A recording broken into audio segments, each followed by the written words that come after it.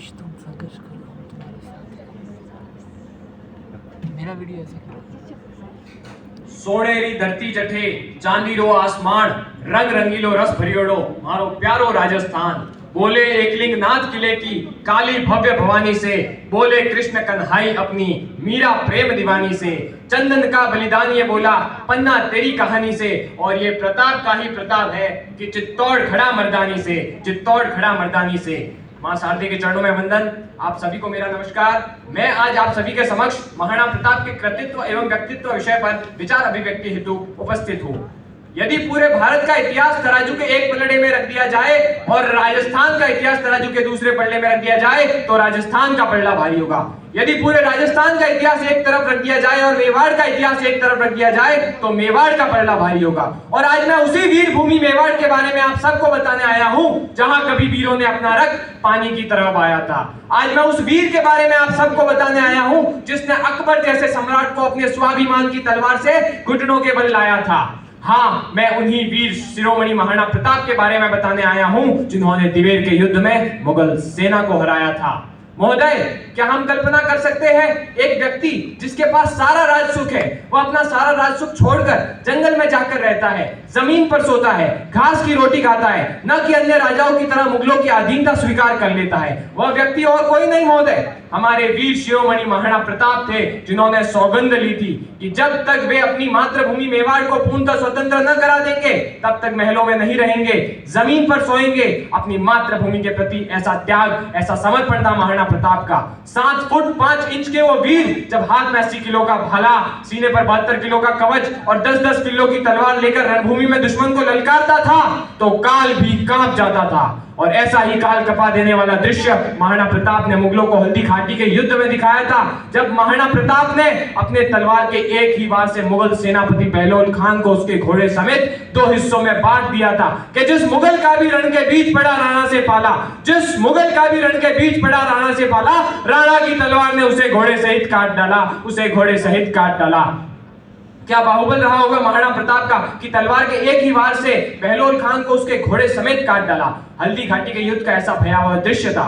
हल्दी घाटी का युद्ध 1576 ईस्वी में लड़ा गया था और उसके ठीक 6 साल बाद एक और युद्ध लड़ा गया था जिसके बारे में आज हम जान रहे हैं, दिवेर का युद्ध। हल्दी घाटी का युद्ध एक आरंभ था जिसका अंत उसके ठीक 6 साल बाद 1582 ईस्वी में लड़ा गया दिवेर का युद्ध था।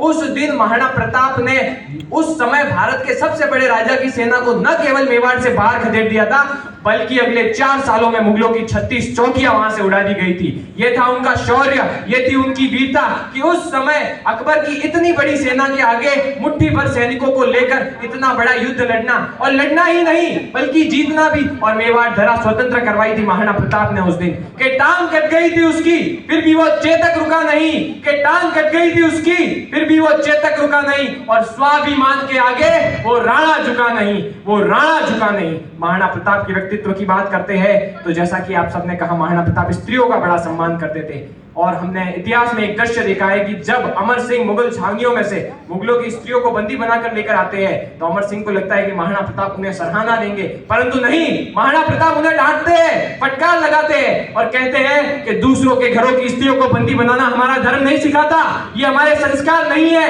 अरे हमारे संस्कार तो है यत्र नारी पूज्यन्ते तत्र रमन्ते देवता, अर्थात जहां नारी की पूजा की जाती है वहां देवता निवास करते हैं। तो जाओ और इन्हें सुरक्षित और ससम्मान पुनः अपने स्थान पर छोड़कर आओ। ऐसा चरित्र था हमारे महाराणा प्रताप का कि बंदी बनकर आई हुई मुगलों की स्त्रियों को भी पुनः सुरक्षित और ससम्मान अपने स्थान पर पहुंचाया महाराणा प्रताप ने। और यदि सच बात कहूं तो आज पूर्णतः मैं महाराणा प्रताप के व्यक्तित्व के बारे में आप सबको बताने जाऊं तो आज का ये दिन भी कम पड़ जाएगा, पर उनके व्यक्तित्व की वो बातें खत्म नहीं होगी। मैंने तो केवल कुछ शब्दों में उनके व्यक्तित्व को बताने का प्रयास किया है जो कि उनके पूरे व्यक्तित्व का अंश मात्र भी नहीं है। महाराणा प्रताप भारतवर्ष के ऐसे महान योद्धा थे जिनका नाम त्याग, बलिदान, शौर्य, वीरता, स्वाभिमान के लिए इतिहास के पन्नों में ही नहीं बल्कि मेरे, आपके और समस्त भारतीय जनमानस के हृदय में हमेशा हमेशा के लिए अमर रहेगा। मैं कुछ पंक्तियों के साथ अपनी बात को विराम देना चाहूंगा कि भरतवंश की धरा पर राणा सा बलवान नहीं, भरतवंश की धरा पर राणा सा बलवान नहीं, स्वाभिमान में जंगल भटके ऐसा कोई इंसान नहीं, चौड़ी छाती सिंह की भांति वाला कोई इंसान नहीं, और मान की खातिर मरने वाला राणा सा बलिदान नहीं, मान की खातिर मरने वाला राणा सा बलिदान नहीं। वीर शिरोमणि महाराणा प्रताप की जय।